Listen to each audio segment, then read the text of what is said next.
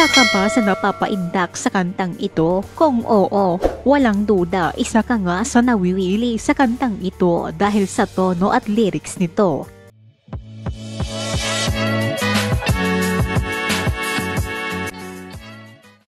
Ang kantang Selos ay kanta ng tinaguriang reyna ng Bangsamoro Pop na si Shaira Moro. Ito ay matapos mag-hit ang kanyang kanta na ngayon ay namamayagpag ang tinig sa iba't ibang social media platforms kagaya ng TikTok, YouTube at ilang streaming music platform. Si Shaira Moro ay isang tubong Mindanao na kung saan kasalukuyang gumagawa ng kanyang pangalan sa kabila ng walang promotion, TV guestings at walang music agency na humahawak sa kanya. Isa rin siyang miyembro ng Trigger Band na kung saan ito ay lumilikha ng mga kanta sa YouTube at nag-organize ng mga music event.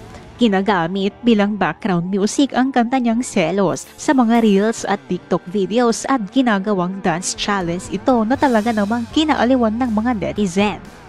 Dahil sa kanyang husay sa pag-awit, kinilala ng isang music streaming app na Spotify ang kanyang kanta. Matapos ngang makasama sa Spotify's viral hits chart nitong March 8 na kung saan pumalo sa 845,000 streams na hanggang ngayon ay trending pa rin at nag-number 1 sa nasabing music streaming platform.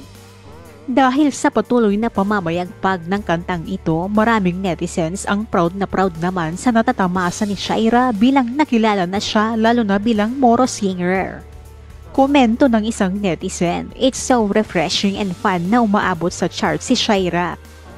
Sa kabilang banda, marami rin naman ang hindi proud sa local viral song na ito, lalo pat tinanggal na nga ito sa Spotify top list ang Selos. Pinatanggal di umano ito ng Australian singer na si Lenka dahil sa pagkakapareho ng tono nito sa kanyang kantang Trouble is a Friend.